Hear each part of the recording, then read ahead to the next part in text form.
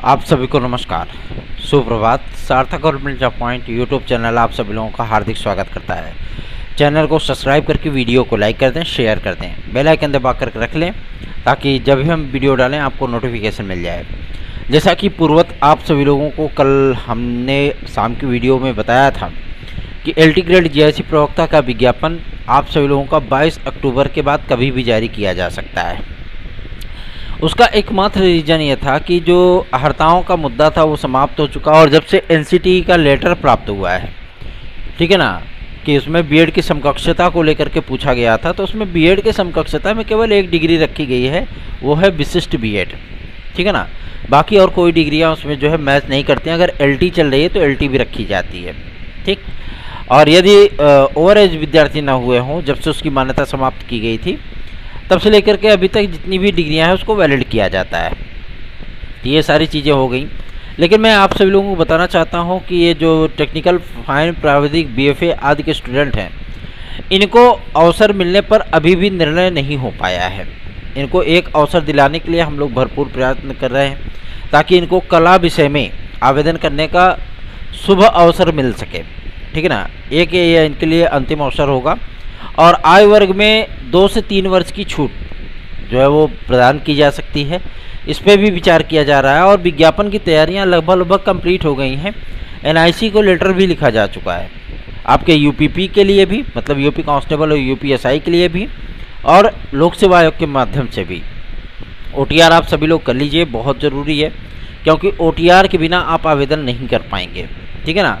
तो आप लोग OTR जरूर कर लीजिए। जो विद्यार्थी ये कहते हैं कि वेबसाइट नहीं चल रही है, मैं बताना चाहता हूँ वेबसाइट इस समय बेहतरीन ढंग से चल रही है। और यदि आप लोगों को किसी प्रकार की कोई समस्या हो रही है तो आप लोग सुबह में 4 बजे 5 बजे प्रयास करिए, आपका OTR हो जाएगा, ठीक है ना। और सबसे बड़ी चीज़ ये होती है कि अगर आपने OTR नहीं किया है तो आप LT ग्रेड और GIC प्रवक्ता में आवेदन नहीं कर पाएंगे और इसे कोई कोर्ट भी कैरी फॉरवर्ड नहीं कर पाएगा। क्यों? क्योंकि उन्होंने नोटिस जारी करके बता दिया कि OTR आप सभी लोग कर लीजिए। जो B.Ed के विद्यार्थी हैं, जो आवेदन करना चाहते हैं, जो चाहते हैं कि वो राजकीय विद्यालयों में एक सीट अपनी सुनिश्चित कर पाएँ, वो सार्थक government job point YouTube channel का नोट्स 830 32 72 282 इस व्हाट्सएप नंबर पर प्राप्त कर सकते हैं। LT ग्रेड GIC प्रवक्ता, TGT PGT TET CTET super TET UP SSC UPP आदि के नोट्स आप सभी लोगों को 100% सफलता दिलाने के लिए पर्याप्त है। एक बात मैं और भी स्पष्ट कर दूं, LT ग्रेड आपकी एक चरण में होगी, वनडे एग्ज़ाम होगा और वनडे एग्ज़ाम में वही मटेरियल चाहिए आपको जो कि आपके सिलेबस के अकॉर्डिंग हो और आप सभी लोगों को पढ़ने के बाद ये लगे कि हाँ हम कुछ कर सकते हैं, ठीक है ना। और सबसे बड़ी चीज़ ये होती है कि अगर आपको बेहतरीन विकल्प के तौर पे एक मैटर कम मूल्य में उपलब्ध कराया जा रहा है तो आप उसका भी रसास्वादन जरूर करें, ठीक है ना। और सबसे बड़ी चीज़ ये है कि जब ये विज्ञापन जारी होगा तो जाहिर सी बात है बर्डन बहुत ज़्यादा बढ़ जाता है। बर्डन इसलिए बढ़ जाता है क्योंकि TGT का सिलेबस और LT का सिलेबस बिल्कुल डिफरेंट है, बिल्कुल अलग है, ठीक है ना। और चेंजेस भी हुए हैं। तो अगर कोई विद्यार्थी TGT का नोट्स लिया है तो वो LT में काम नहीं करेगा, क्योंकि TGT का जो सरफेस होता है, जो सतह होती है क्वेश्चन पूछने का, वो बहुत डिफरेंट होता है, ठीक है ना। एकदम आसान से क्वेश्चन उसमें बनते हैं। लेकिन जो LT ग्रेड और GIC प्रवक्ता में क्वेश्चन बनते हैं वो एकदम डीपली बनते हैं, मतलब सब्जेक्ट के अंदर जितने भी सिलेबस आपके निर्धारित किए गए उसमें बहुत डीपली घुस करके लोक सेवा आयोग जो है उसके विषय विशेषज्ञ जो है पेपर सेट करते हैं। आप TGT का पेपर सॉल्व कर लीजिए, आप LT का पेपर सॉल्व कर लीजिए, आप PGT का पेपर सॉल्व कर लीजिए, आप GIC लेक्चरर का पेपर सॉल्व कर लीजिए, आपको खुद ही फ़र्क पता चल जाएगा कि आखिर क्वेश्चन जो है पूछने का किस प्रकार का क्राइटेरिया उनका होता है, ठीक है ना।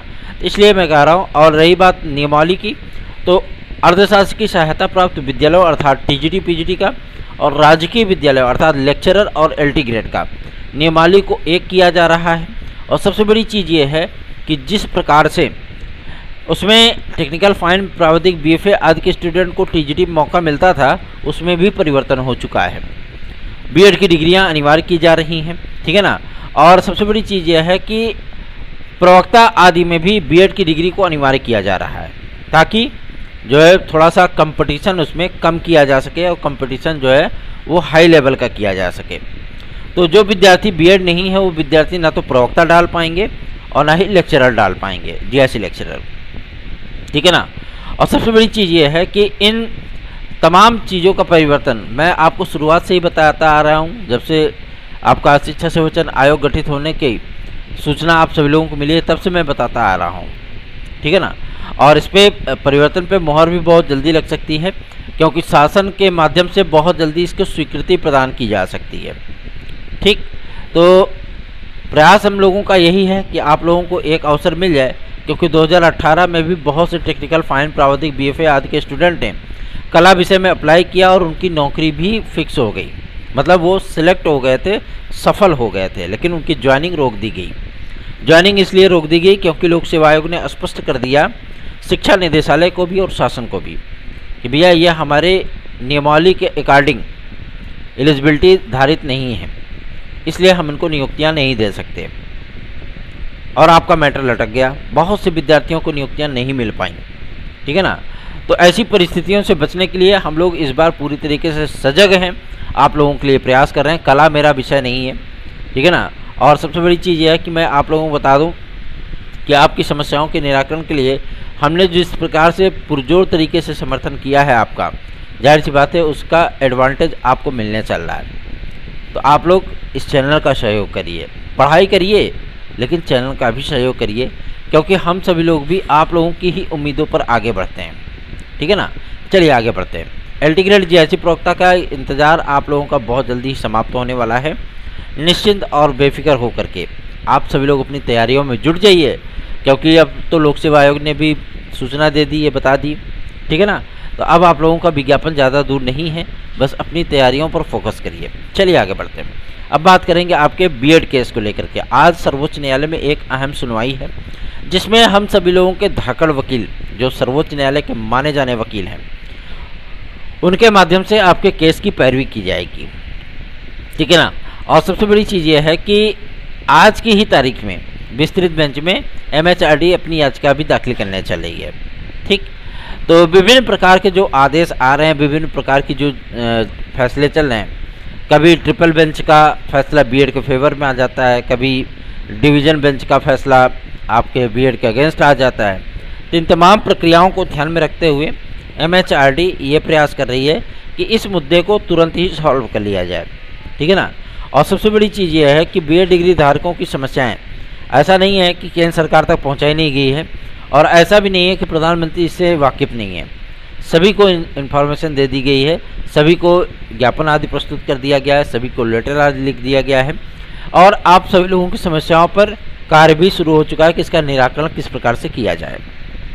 तो बीएड केस को लेकर के आज एक महत्वपूर्ण सुनवाई है, और ऐसा नहीं कि आज ही कुल पूरा वारा न्यारा हो जाना है, नहीं, आज ही पूरा वारा न्यारा नहीं होना है, उसके बाद भी इसको विस्तृत बेंच में चैलेंज किया जाएगा।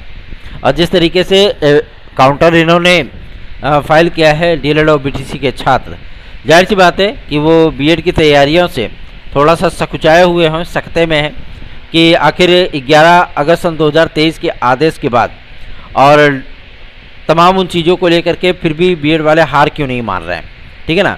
सबसे बड़ी चीज़ ये होती है कि न्यायालय किसी एक विद्यार्थी का तो है नहीं, न्यायालय सबका है, जितने भी भारतीय नागरिक हैं वो सभी का है, और कोई भी न्याय पाने की आशा से उनका दरवाज़ा खटखटा सकता है। तो जाहिर सी बात है कि आप सभी लोगों के लिए जो हम लोगों ने फील्डिंग सेट की है, उसमें आप लोगों का भी सहयोग चाहिए। आप लोग जितना अधिक वीडियोस को शेयर करेंगे, जितना अधिक वीडियोस को लाइक करेंगे, सब्सक्राइब कराएंगे चैनल को, उतना ही उत्साह हम लोगों का बढ़ता है। हम लोगों ने न किसी प्रकार से आप सभी लोगों से धन की मांग की, न किसी प्रकार से आप लोगों से प्रोटेस्ट की मांग की, बस आप लोगों के सहयोग की मांग की कि आप सभी लोग सहयोग जरूर किया करें ऐसे चैनलों का जो आपके फेवर की लड़ाई लड़ रहे हैं, ठीक है ना। इससे आपका भविष्य तो सिक्योर होगा ही, साथ ही साथ आप उन लोगों का भी मनोबल ऊंचा करेंगे जो आपके लिए लड़ रहे हैं। चलिए आगे बढ़ते हैं। अब बात करेंगे आपके सबसे महत्वपूर्ण मुद्दे को लेकर के, जो कि संबंधित है यूपी कांस्टेबल और यूपीएसआई। उसके पहले टीजीटी पीजीटी 2016-2021 के विद्यार्थी अगर हमारी याचिका से जुड़ करके द्वितीय सूची में लाभ प्राप्त करना चाहते हैं, हमारे कोर्ट में एक याचिका चल रही है इलाहाबाद हाई कोर्ट में। आप सभी लोग हमारी याचिका से जुड़िए। 68 विद्यार्थियों को लाभ मिल चुका है 2016 में, ठीक है। आप भी उस लाभ की फेहरिस्त में शामिल हो सकते हैं। 830 32 72 282 इस व्हाट्सएप नंबर पर हमसे संपर्क करें। और जो विद्यार्थी, जो भाई बहन हमारी याचिका से जुड़े हैं, जिन्होंने हमसे संपर्क कर लिया है, ठीक है, जिन्होंने संपर्क नहीं किया है वो तत्काल संपर्क कर लें 830 32 72 282 इस व्हाट्सएप नंबर पर, ठीक है ना। बहुत ज़्यादा ज़रूरी है, क्योंकि अब वेरिफिकेशन, क्योंकि लिस्ट बन रही है, लिस्ट बनने के बाद वेरिफिकेशन होगा पूरा कंप्लीटली कि हाँ यही विद्यार्थी है, ये आवेदन किया था, ये एग्ज़ाम दिया था, ये इंटरव्यू दिया था, ठीक है ना। और सारी चीज़ें एकदम कंफर्म हो जाएंगी। फिर उसके बाद ये सबमिट हो जाएगा। सबमिट होने के बाद एक हियरिंग या 2 हियरिंग होगी इस पर। उसके बाद आपकी लिस्ट उठा करके भेज दी जाएगी शिक्षा निदेशालय। फिर आपकी काउंसलिंग होगी, फिर आपको नियुक्तियाँ मिलेंगी, ठीक है ना। सर्वोच्च आपके हाईकोर्ट में जिस तरीके से हम लोगों ने केस की पैरवी आदि की है और 68 विद्यार्थियों को लाभ मिलने की स्थिति में, आप लोग जानते होंगे 2016 की जो काउंसलिंग हुई है ना, वो हाईकोर्ट के आदेश पे ही हुई है, जो प्रतीक्षा सूची क्लियर हुई है, ठीक है ना। तो इसलिए आप सभी लोगों को मैं बता दूं, पूर्ववत रिजल्ट की सक्सेस के बाद हम लोगों का उत्साह और भी बढ़ा है। इसलिए आप लोग हमारे साथ जुड़िए, अधिक से अधिक संख्या में जुड़िए। चलिए आगे बढ़ते हैं। अब बात करेंगे आपके यूपीपी और एसआई के बारे में। यूपी कांस्टेबल और यूपी एसआई का विज्ञापन जारी करने हेतु हम लोगों ने, हमारी टीम के सदस्यों ने लखनऊ में पुलिस प्रोन्नति बोर्ड के सदस्यों से मुलाकात की। बहुत ही रॉयल पर्सनालिटी है, जो भी आईपीएस अधिकारी वहाँ पे होते हैं। जाहिर सी बात है, ऐसा नहीं कि मतलब पुलिस का रुतबा है, नहीं, बहुत ही सज्जनतापूर्वक विद्यार्थियों से मिलते हैं। और उन्होंने विद्यार्थियों की हर समस्याओं को गौर से सुना और उनकी समस्याओं का निराकरण करने का आश्वासन भी दिया। विद्यार्थियों की पहली मांग थी एज रिलैक्सेशन, ठीक है ना। जो मतलब हमारी टीम के सदस्य गए थे, उन्होंने एज रिलैक्सेशन की मांग की और उन्होंने एकदम एग्जैक्ट बताया है कि एज रिलैक्सेशन के लिए शासन को प्रपोजल भेजा गया है और उम्मीद की जा रही है कि इस पे एज रिलैक्सेशन विद्यार्थियों को प्राप्त हो जाएगा, ठीक है ना। तो आप सभी लोगों को इसमें परेशान होने की आवश्यकता नहीं है। इसीलिए अभी तक पुलिस प्रोन्नति बोर्ड का विज्ञापन रुका हुआ है, नहीं तो अभी तक जारी हो गया होता, ठीक है ना। और इसमें कई प्रक्रियाओं में बदलाव भी किया जा रहा है और इन प्रक्रियाओं को 4 महीने के भीतर कंप्लीट करने का जो टारगेट गवर्नमेंट ने फिक्स किया है, जाहिर सी बात है कि वो अक्टूबर लास्ट नवंबर से स्टार्ट हो जाएगा, ठीक है। तो आप लोग चिंतित ना हो, बल्कि अपनी तैयारियों पर फोकस करिए और हमारे नोट्स आदि लेकर के पढ़ाई करिए। 830 32 72 282 पर आप लोग नोट्स आदि बुक कर सकते हैं। एलटी ग्रेड जीआईसी प्रवक्ता के जो हमारे स्टूडेंट हैं, जो भाई बहन हैं, वो लोग तत्काल जितनी जल्दी हो सके अपने नोट्स को बुक कर लें, क्योंकि विज्ञापन जारी होने के बाद नोट्स के प्राइजेस तो बढ़ेंगे ही, साथ ही साथ गर्दिश भी बढ़ती है, ठीक है ना। तो गर्दिश के पहले अगर आप सभी लोग प्राप्त कर लेते हैं तो अच्छी बात है, क्योंकि टीजीटी का नोट्स एलटी में और जीआईसी लेक्चरर में काम नहीं आने वाला, ठीक है। अगर आप लोगों ने लिया है और आप सोच रहे हैं कि हमारा हो जाएगा, तो नहीं। टीजीटी का जो सरफेस होता है, मैंने पहले ही बता दिया, बहुत डिफरेंट होता है एलटी और जीआईसी से।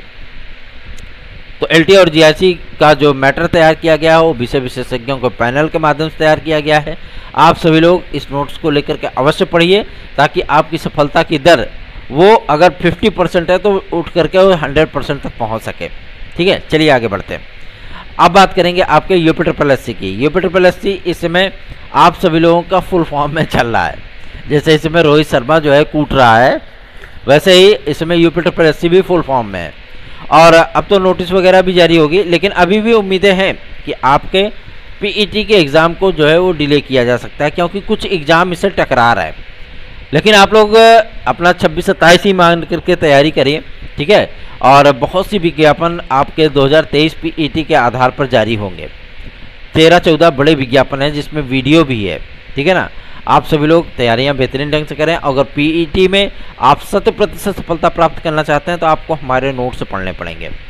याद रखें 830 32 72 282 इस व्हाट्सएप नंबर पर आप लोग नोट्स प्राप्त करिए और पीईटी में निश्चित सफलता प्राप्त करिए, ठीक है।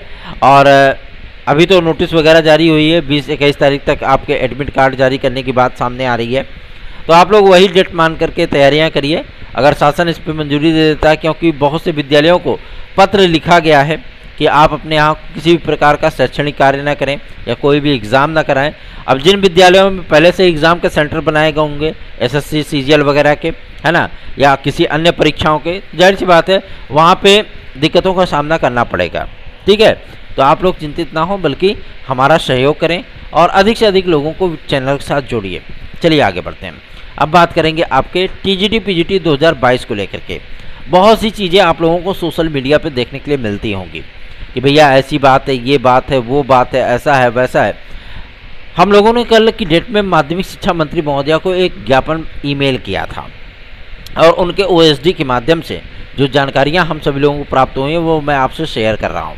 ठीक है ना, उन्होंने इस बात का जवाब दिया था कि टीजीटी पीजीटी 2022 और टीजीटी पीजीटी 2023 का विज्ञापन और प्रधानाचार्य संस्था प्रधानों का विज्ञापन, ये सारे विज्ञापन आप सभी लोगों के फाइनल होंगे बहुत जल्द ही। ठीक है ना, और जो प्रक्रियाएं हैं उसको न्याय विभाग से भी मंजूरी मिल चुकी है।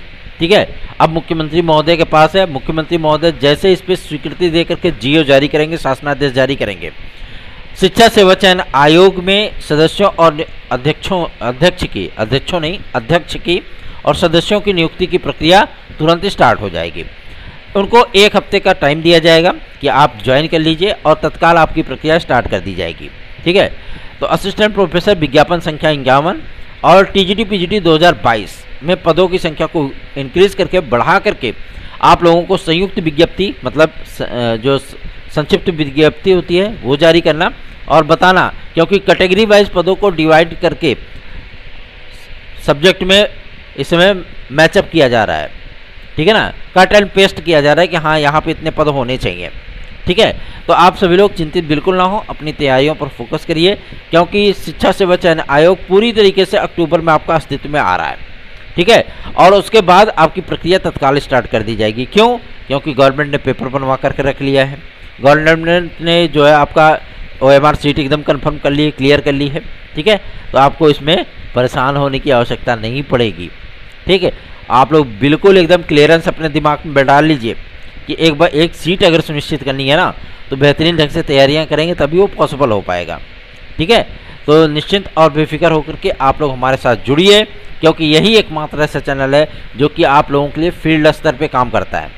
सभी लोग सुस्त पड़ करके बैठ गए हो ना, मतलब सारी जिम्मेदारियां सार्थक भैया की हैं।